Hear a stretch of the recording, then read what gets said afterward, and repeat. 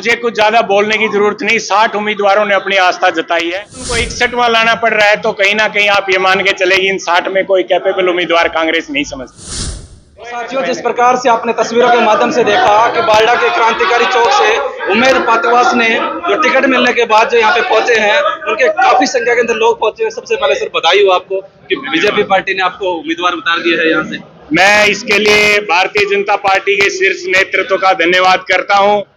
सांसद चौधरी धर्मवीर सिंह जी धन्यवाद करता हूं, मैडम किरण चौधरी जी का धन्यवाद करता हूं। इस प्रकार से क्योंकि नतीजे हैं, काफी समय लगा बीजेपी पार्टी को भी सोचने में, लेकिन लोगों का कहना है कि अब की बार जो टिकट मिली है वास्तव में सही जगह पे मिली है, क्योंकि पार्टियां जो है वो किसी के माथे पर नहीं लिखती कि टिकट आपकी ही रहेगी। काफी लोगों के अंदर रोष भी है। क्या कहना चाहेंगे? देखिए, भारतीय जनता पार्टी एक ऐसी पार्टी है जिसमें किसी को नहीं पता कब उसको मंत्री बनना और कब संतरी बनना है।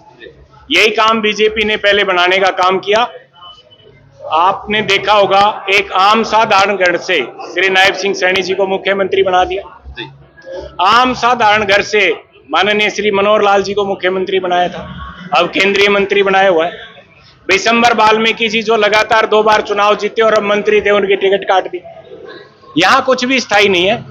यहां सिर्फ क्या है, जो सबसे पीछे वाला वर्कर है भारतीय जनता पार्टी उसको अगली श्रेणी में बैठाने का काम करती है, बशर्ते कि वो पार्टी के लिए काम करे। मतलब टिकट स्थायी नहीं है, कोई ये ना सोचे कि जीतने के बाद भारतीय जनता पार्टी ने 100% सर्वे बेस दिए, जिताऊ उम्मीदवारों को ही टिकट दिए।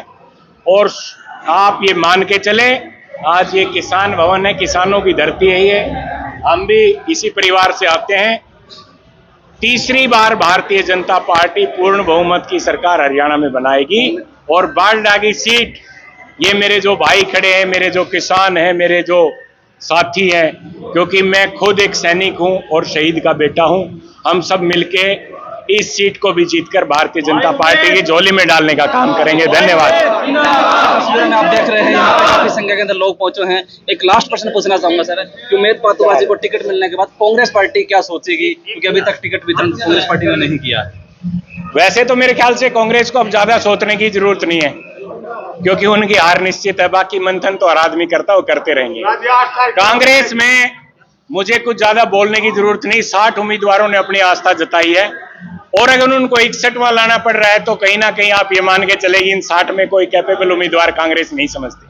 तो इस प्रकार से तस्वीरों में साफ हो गया है कि भी 60 उम्मीदवार अगर मैदान में है और 61वें की तैयारी का मतलब यही है कि शायद कांग्रेस पार्टी से उम्मीदवार बाहर का हो सकता है। और ये तमाम तस्वीरें यहाँ पे आपने देखी। उमेद पातवास जी से हमने बातचीत की तो उन्होंने बातों ही बातों के अंदर बताया कि अब बीजेपी पार्टी कभी भी किसी पार्टी के ऊपर, किसी विशेष व्यक्ति के ऊपर तमगा नहीं लगाती कि वही व्यक्ति टिकट का दावेदार होगा, क्योंकि जो विशंबर वाल्मीकि जो है भवानीखेड़ा से विधायक रहे हैं, मंत्री भी रहे हैं, उनकी भी टिकट काट दी गई है। ऐसे में ये लगता है कि बीजेपी पार्टी ने जो 67 सीटें दी हैं वो बहुत ही बड़ी सोच समझ कर दी हैं और आने वाली 23 सीटों के ऊपर भी बहुत ज्यादा माथापच्ची करने के बाद ही टिकट दी जाएगी। यहाँ पे सर छोटूराम जी का किसान भवन यहाँ पे बना हुआ है, वहाँ पे उमेद पातवास जी पहुंचे, कुछ लोग खड़े हैं यहाँ पे, इनसे बातचीत करें। जी भाई साहब नमस्कार।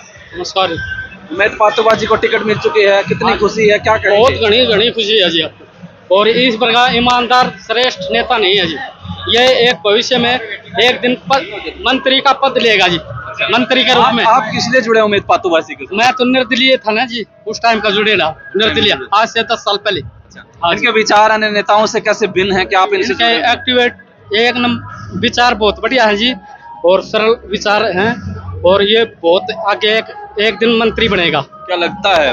निर्दलीय उम्मीदवार थे तब उन्होंने जीता। उस टाइम बहुत मेहनत करी थी इसने और उस टाइम ही चुन लिया था हमको, हमारी पार्टी की जनता ने उस टाइम ही इसको मंत्री चुन लिया था। क्या लगता है बारडा हल्का हमेशा से अब की बार नया विधायक चुनता है, तो अब की बार नया होगा आपका? बिल्कुल नया है जी अब की बार। और ये एक मंत्री है और ये विकास करेगा बारडा का और सारी जनता को खुश करेगा।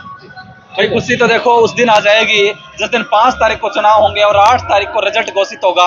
उस दिन हर विधानसभा का रिजल्ट घोषित हो जाएगा। ये तमाम तस्वीरें आप बारडा से देख रहे थे। अगली वीडियो में बहुत जल्दी मिलेंगे, तब तक के लिए धन्यवाद, शुक्रिया, जय हिंद, जय भारत।